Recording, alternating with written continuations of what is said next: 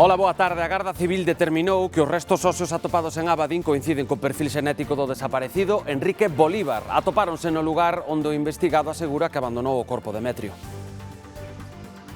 Sí, este é o lugar, permanece custodiado por axentes da Garda Civil e así vai permanecer ao longo destes próximos días á espera de retomar a búsqueda de máis restos deses osos de Enrique Bolívar. En Laraño, no Concello de Santiago, os veciños están fartos do mal estado do asfalto nunha rúa que utilizan bastante. Os temporais deste inverno deterioraron a calzada como aconteceu en moitas outras zonas. A Asociación Veciñal reclama que comecen de inmediato as obras de reforma xa aprobadas porque din que xa non saben nin por onde ir para acceder ás vivendas. Bueno, o que temos, te digo, é un vial que está totalmente intransitable. É unha odisea poder circular por esta carretera. Con esos baches non sabes xa por onde meterte, nin por onde apartar. En nada xa non temos nin por onde pasar. E male a néboa matinal esta fin de semana é prácticamente de verán. En localidades turísticas como a Sanxenxo xa reciben a estas horas centos de visitantes. Andrea.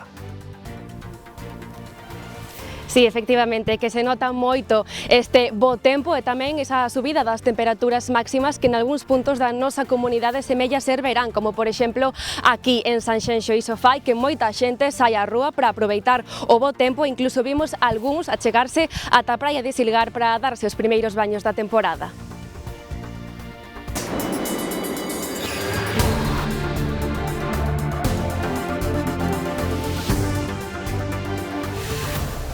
Ben, empezamos na Coruña. Ali, efectivos de salvamento marítimo rescataron na tarde deste venres un home do mar, pero desafortunadamente non conseguiron salvarlle a vida. Pouco antes das 7:30, un particular alertaba de que había unha persoa en apuros na auga na zona da Caracola preto da Torre de Hércules. Vestía a traxe de neopreno e practicaronlle as primeiras manobras de reanimación no seu traslado ao Peirao Doza. Ata ali desprazáronse os profesionais de urxencias sanitarias de Galicia que o levaron en ambulancia ao hospital onde falecía pouco despois. E abriuse unha investigación para esclarecer as causas que orixinaron un incendio que calcinou parte dunha casa en Vilaboa. Por sorte, non había ninguén no interior, polo que non hai que lamentar vítimas. Pola contra, os danos materiais son cuantiosos e comprometen a habitabilidade de toda a zona afectada. As lapas estendéronse por toda a primeira planta da casa na que estaba independizada. Non axudou que o teito estivese revestido de madeira. É a nosa noticia de portada. O perfil xenético dos restos óseos atopados en Abadín coinciden co desaparecido Enrique Bolívar. Confirmouno esta mesma mañá a Garda Civil Demetrio. Sí, nun informe que de momento é provisional, pero sí, confirmou xa a Garda Civil e ese informe provisional terá que ser confirmado posteriormente nas próximas xornadas xa no que vai ser un informe definitivo. Foi localizado aquí, neste lugar onde a persoa presunto autor desa morte, dese atropelo mortal, segundo a súa confesión e segundo a súa versión, trasladou posteriormente ao seu corpo. Como decíamos, foi recuperados esos osos estes días pasados, trasladados e analizados e demostrabas esa coincidencia do ADN, en unha zona que vai permanecer custodiada por axentes da Garda Civil, porque aquí vaise seguir buscando e rastrexando para atopar máis restos de Enrique Bolívar. O próximo luns, esta persoa que agora mesmo permanece na cadea, está cumplindo condena por outros delitos que xa cometera anteriormente, pois o próximo luns ten que volver comparecer diante da xuíza en Mondoñedo. Está previsto para as 9:30. A abogada da familia da víctima pide que se declare para el prisión provisional, xa que se teme que cando quede en liberdade, algo que pode suceder próximamente por o delito que ten cometido xa, poida fugar do país. Desde que continúa aberta a investigación e, como decimos, a noticia saltaba esta mesma mañá cos dato positivo da coincidencia do ADN dos restos atopados aquí cos de Enrique Bolívar. O cotexo xenético realizado restos óseos localizados no lugar de Quende, no concello lugués de Abadín, determina que corresponden a Enrique Bolívar, desaparecido hai máis de 2 anos. É a conclusión provisional do Departamento de Bioloxía do Servicio de Criminalística da Garda Civil, que analizou 3 mostras e que terá que emitir o informe definitivo. Ahora, bueno, pues estaríamos pendentes de ver si se pode localizar o esqueleto completo para que despois poida ser obxeto dunha autopsia e análisis por parte dos forenses para determinar, a ver, na medida do posible, despois do tempo pasado e do estado en que poidan estar os osos, pois a causa, si a forma da morte coincide ca versión que empezou a ofrecer o outro día o investigado en sede xudicial. Os restos atopáronse coa axuda dun xeorradar no mesmo monte onde o investigado Javier Montero dixo que agochou o corpo de Enrique Bolívar despois de atropelalo. Os dous eran veciños. A familia da vítima desconfiaba desa versión e aseguraba que nesa zona xa buscaran intensamente no momento da desaparición, en setembro de 2023. Daquela non aparecera ningún rastro. Home, certa tranquilidade, sí, por suposto, saber que, bueno, pois que polo menos parece que vamos a atopar o cadáver e poderlle dar sepultura e poder velalo, que tamén é unha cousa fundamental para a familia, pero bueno, con cautela. A investigación segue aberta para tratar de aclarar todas as circunstancias do acontecido. O autor confeso do atropelo está preso no cárcere de Bonxe por outros delitos. A xuíza de Mondoñedo, que instrúe o caso, ten previsto volver interrogalo o vindeiro luns. A veciñanza de Laraño, no Concello de Santiago, denuncia o mal estado do asfalto na Rúa das Pedreiras. Os temporais deste inverno deterioraron a calzada. Agora a Asociación Veciñal reclama que comecen de inmediato as obras de reforma que xa aprobaron. As fochancas na Rúa das Pedreiras, na parroquia de Laraño, comezaron a aparecer no mes de xaneiro pasado, debido ás chuvias intensas dos temporais deste inverno. Desde entón, o estado do asfalto foi empeorando. A veciñanza denuncia o perigo que supoñen as fochancas para a seguridade viaria. O inverno foi bastante duro, estes viais non teñen a calidade do firme suficiente para poder garantizar a seguridade vial. O que temos, te digo, é un vial que está totalmente intransitable. E paso por aquí pois 3 ou 4 veces no día. É unha odisea poder circular por esta carretera.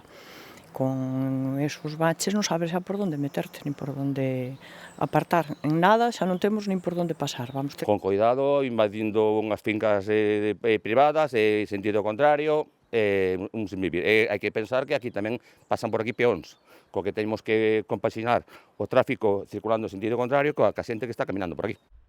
Ante esta situación, a Asociación Veciñal de Laraño reclama ao Concello que comece de contado as obras de reforma xa aprobadas no mes de febreiro.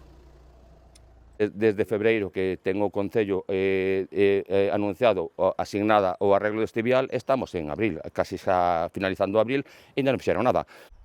A Rúa das Pedreiras é unha das vías de saída que ten a parroquia de Laraño en dirección a Santiago.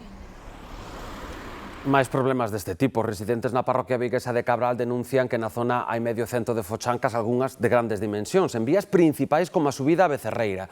As cavidades provocan gran estrondo e vibración nas vivendas e mesmo provocan fendas. Dúas grandes fochancas en menos de 200 metros obstrúen o paso de vehículos pola subida de Becerreira, en Cabral. Na zona hai outra pequena focha que xa case é imposible zafar, evitando unha caes na outra. Un gran problema estas fochancas porque un día no solo que uno pueda caer, porque puede caer también un vecino y puedes pinchar una rueda de un coche, sino que un día los agujeros como están por abajo están huecos. Un día va a pasar un camión o un autobús y va a caer dentro. Non é un caso aillado, na parroquia hai documentados medio cento de baches. Puede haber unos 50, 60 en todo el área de Cabral, porque hay que recordar que Cabral es una de las parroquias más grandes de Vigo y debemos de igual unos 50, 60 fochancas en total. Nosotros cada 15 días o cada 20 tenemos una reunión con los delegados de barrio y nos informan de los baches y las incidencias que hay en los barrios. Mandamos al Concello, el Concello no contesta, y los baches y los socavones siguen aí. Na zona hai moitas empresas, está preto de Mos do aeroporto e serve de atallo para ir ao recinto feiral. As oquedades están a provocar estragos nas vivendas. Yo tuve que hacer por 2 veces o 3 el cuarto de baño abajo por culpa de que se me levanta con la vibración de los camiones y todo, se me levanta lo que es la plaqueta y se... Lola lembra que a estrada se fixo sobre unha zona de mananciais que non se canalizaron, botouse entullo cerámico, polo que considera que habería que facer unha obra integral para que o pavimento non rompa co tío. A boa reforma, canalizar a agua, canalizarla toda e facer unha carretera conforme debido, e facerlle hacer esa carretera que a xente vai por aí. Casualmente, logo de rematar as entrevistas, semella que o Concello deu os primeiros pasos para revisar ou acometer as tan necesarias obras. Pola outra banda, as obras traen de cabeza os ourensáns. Simultaneamente, varios arranxos sucédense na capital. Na rúa Alejandro Pedrosa levan 6 meses de atraso e na avenida de Portugal continúan paralizadas, ocasionando importantes prexuizos. Onde sí están máis preto de acabar as obras é en Pena Trevinca, onde esta semana abriu a circulación un carril. 2 meses e medio despois, o tráfico volveu á rúa Pena Trevinca de Ourense. Foi o 27 de xaneiro cando o temporal propiciou unha grande fochanca e tras as obras de emerxencia, que continúan, abriuse hoxe un carril. En sentido centro da cidade segue sendo preciso coller un desvío agás o transporte público. Tería que estar aberto todo, creo eu. Mira os negocios todos como están por aquí. Paréceme perfecto que acaben canto antes. El tráfico está un poco mejor y ya podemos pasear también a las personas discapacitadas, porque antes había aquí mucho barullo. Outras obras no barrio do 21 na rúa Alejandro Pedroso continúan despois de 14 meses. De algún treito a remodelación de beirarrúas, asfalto mobiliario urbano rematou, pero outro permanece bloqueado. Bueno, porque cortan a calle, que se cambian de sentido cando podes, pero de momento non teño problema, saco pouco coche. Hay que dejarlo fuera en la calle, como hubo aquí, bueno, la señora que es propietaria de este local, que tiene el garaje ahí, pues tenía que dejarlo, le ponían una nota, eso sí. Os de que poden salir todos os desta acera. Os da xa lle van deixando o sitio, non poden quitar, non sair un día ou dous. Pero aquí non se pode baixar.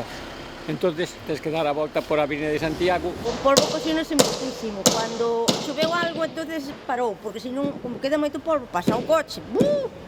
Bota para baixo unha polvoeira que non se ve. Segundo os prazos anunciados, a obra leva medio ano de atraso. Moitas molestias, claro que afecta ao barrio, pero hai que aguantar. Claro que molesta, pero as obras molestan. O que pasa que a xente, se lle faz obras, protestan porque lle faz obras, se non lle faz, protestan porque non lle faz. Que aguantamos, porque as obras é o que teñen. Cuanto máis pronto as terminen, mellor. O punto máis conflitivo é agora a Avenida de Portugal, coas obras paradas hai máis dun mes por desavinzas entre o Concello de Ourense e a empresa. Esta rúa é un perigoso carreiro de obstáculos que mantén indignados a veciñanza e os numerosos comerciantes. En Ferrol, a tala das árbores para a remodelación da Praza da Rosalía desatou unha intensa polémica. Algúns amósanse desolados pola perda, mentres que outros alégranse de perdelos de vista. A imaxe da Praza de Rosalía completamente despexada e coas 21 árbores serradas no chan non deixa indiferente a ninguén. Pero eu a compré ver isto, ¡buah! Desolado. Pues da poco penita, eran muy antiguos, la verdad que se ve mucha claridad ahora. Tiene más vista a los vecinos. Pareceme que a min gustaba máis antes, cos árboles, pero bueno, é o que hai. A polémica está servida. Para uns, as árbores eran un emblema e un pulmón do barrio que había que conservar. Cuando sentí el ruido de las sierras se me caían las lágrimas. Yo llevo 30 años viviendo en Plaza Rosalía. 30 años y se me caían las lágrimas. Nos hacen falta porque quitan lo que llama un poquito al fresquito. Y si no, pues aquí todo lo cementamos, pues nada. Para outros, os vellos pradairos eran un problema que cortar de raíz. Pero sí, esos eran muy altos. Yo vivo aquí, en estas casas, y nos sacaba mucha claridad, sí. Las raíces de los árboles tropezaban con el paseo. A mí me parece muy bien que lo corten, porque esto era una porquería. Sí, te sentabas en un banquillo y todo eran bichos. O proxecto de remodelación da praza contempla a sustitución das árbores por outras de menor porte, como cerdeiras. Así que tamén hai quen prefire agardar e ver. Vamos a esperar a solución. A ver como queda. Non sei se fai falta ou non, pero entendo que si fai falta, porque se teñen que desmantelar a plaza inteira, moito máis caro saldría arrincalos e leválos para outro lado. O Concello, pola súa banda, responde que o cambio das árbores por unhas máis pequenas se fai por petición da asociación veciñal. Está previsto que estas obras, que baixarán a praza ao nivel da calzada, se prolonguen durante 9 meses. Seguimos con máis asuntos. Rematou a primeira semana do xuízo contra o loteiro acusado de quedar coa primitiva millonaria e o seu irmán investigado por colaborar con el. Está previsto que o luns sexan eles os procesados que empresten declaración. A espera destes testemunhos, imos agora repasar o que deron de si as 4 xornadas que van da vista oral. Os policías que investigaron o caso da primitiva premiada non teñen dúbidas. Teñen a absoluta certeza de que o loteiro de San Agustín, que sostén que atopou o boleto abandonado no mostrador da súa administración, mentiulle o suposto lexítimo propietario da primitiva e díxolle que non tiña premio. Llegamos a la conclusión de que hay una persona que está enfrente a la persona que regenta la dependencia de loterías y que está ese tiempo ahí que realiza esas operaciones, una misma persona. Creen que José Luis Alonso, falecido no 2014, é esa persoa. De feito, a súa filla, no xuízo, fixo alusión a un extracto dunha tarxeta de crédito que sitúa o home no centro comercial onde se selou o boleto premiado e tamén nas proximidades da administración de San Agustín, que foi onde presuntamente o comprobou. A máis, concretou que o seu proxenitor xogaba números fixos vencellados a datas de nacementos. Mi padre era muy habitual que utilizase lo de las fechas de nacimiento y enseguida me percaté de que efectivamente esa combinación tiene que ver con la fecha de nacimiento de él. Unha aposta que acompañaba a primitiva premiada, que era automática cando se comprobaron os boletos no despacho de San Agustín. Testificou tamén a irmá dos acusados, que traballa de administrativa na Delegación Provincial de Loterías. Asegurou que nunca se falou de quedarse cos cartos, cos 4,7 millóns de euros. Ninguno de los dos tiene una mente conspiranoica. Y mi hermano en cuestión, mi hermano Manuel, no tendría huevos de hacer semejante cosa.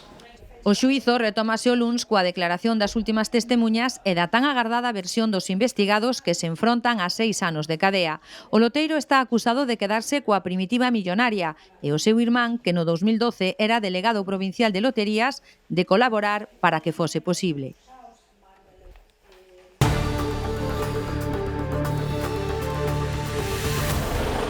Neste Galicia Noticias doxe iremos a Burela, onde esta mañá houve unha importante movilización no Porto.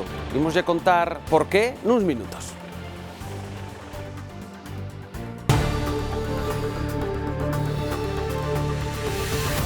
E con este día solleiro vai dar gusto darlle repaso que facemos sempre a xeografía do país a través das cámaras da nosa páxina web. Comezamos no interior da provincia de Ourense, onde van pasar bastante calor hoxe. Nestes momentos, na Rúa, que é a localidade que estamos vendo agora mesmo, teñen 21 graus. Chegarán os 23. Seguimos nesta mesma provincia. Estas son imaxes da Praza Maior de Celanova, onde hoxe van chegar os 24 graus, unha das temperaturas máis altas que se alcanzarán hoxe en Galicia. Imos darlle un bo repaso á costa de Pontevedra, onde miles de persoas achegarán a gozar do mar. Baiona xa está a estas horas a 19 graus a súa temperatura máxima doxe. Mentres en Vigo cidade teñen pouco máis, 20 graus e xa ven, ceos totalmente despexados. Rematamos a viaxe por Galicia en Portonovo, un dos epicentros dos visitantes nun día de verán como doxe. En 2 horas van chegar a súa temperatura máxima, que son 21 graus. Bueno, quedamos nesa zona de Portonovo, xa vimos cos ceos azuis nas Rías Baixas e Sanxenxo, por exemplo, xa ferve cheo de visitantes para gozar desta fin de semana de anticiclón con temperaturas, digamos, case máis propias de xuño, Andrea. Sí, efectivamente, que notase o bo tempo e moito, sobre todo ese ascenso das temperaturas máximas que en algúns puntos da nosa comunidade, como por exemplo aquí en Sanxenxo, deixanos temperaturas que semellan ser prácticamente de verán. Aquí nesta vila costeira para hoxe son de 25 graus. Isto fai que a xente saia ás rúas a gozar desta boa temperatura, encher as terrazas e, de feito, aquí nesta vila en concreto hai moita expectación tamén esta fin de semana pola visita do rei emérito Xoán Carlos I. E tamén podemos ver ao longo desta mañá algúns valentes que decidiron achegarse tamén ata a praia de Silgar para tomar o sol e darse os primeiros baños da temporada.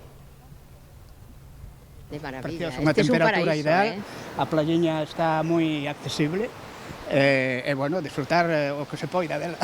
Xa sei o que ten, se hai bo tempo hai xente, claro, se hai mal tempo estamos de 4 pela 4 nada máis, hoxe é o de sempre, de todos os anos. Pois moi soleado, vai moita calor, e a verdade é que nos pillou un poquinho desprevenidos, non pensábamos que facía tan bo tempo e a verdade é que se está moi ben.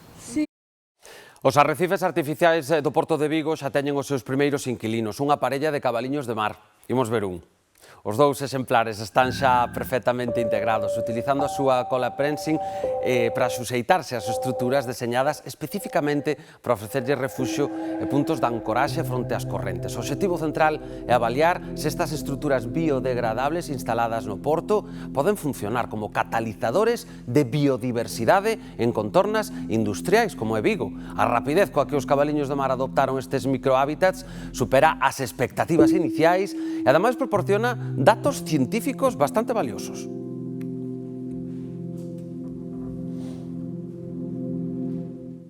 Burela, no norte da provincia de Lugo, converteuse no escenario dun simulacro de afundimento dun pesqueiro por unha vía d'auga. O operativo incluíu o rescate de tripulantes e a contención dunha vertedura mediante barreiras. Máis de 100 profesionais de medios navais, aéreos e terrestres participaron neste ensaio no porto que busca poñer a proba a coordinación entre os medios ante unha catástrofe real. Este dispositivo coordinado pola Armada encádrase dentro dos exercicios MARSEC. O mundo rural enfróntase a un gran reto nos vindeiros anos, conseguir que a mocidade se incorpore ao sector agrogandeiro para poder completar a remuda xeracional. Malia que aínda queda traballo por facer, parece que pouco a pouco son máis os que elixen o camiño do rural. O sector agrogandeiro en Galicia está a vivir un relevo xeracional algo complexo. Cada vez os profesionais do sector son máis maiores e os mozos prefiren tomar outros camiños nas súas aventuras laborais. Os datos falan de que máis do 70% dos propietarios de explotación teñen máis de 55 anos. Os principais problemas, burocracia e a baixada dos beneficios. Debería haber máis facilidades para a xente que se quere incorporar e sobre todo aplicar as medidas que hai para que o mercado responda con precios e a xente poida vivir dignamente deste traballo. Por sorte, na nosa comunidade a situación está a mudar un chisco. Cada vez son máis as iniciativas que están a atraer aos novos cara ao sector. Realízanse talleres ou concursos para que sexa todo máis atractivo. Intentamos introducir xente nova e facer porque algún destes rapaces novos lles vai gustando o tema. Senón isto acábase. O resultado podémolo ver nas feiras especializadas, onde cada vez é máis común ver a xente nova. Nas granxas que veñen, a maioría hai xente nova nelas. Cando, por exemplo, o campeón do ano pasado era un rapaz de 25 anos e o subcampeón pasa dos 30 escasos. Falando cos propios gandeiros novos, compróbase que en moitas ocasións a traición ven da propia familia. Resulta máis sinxelo cando todo queda na casa.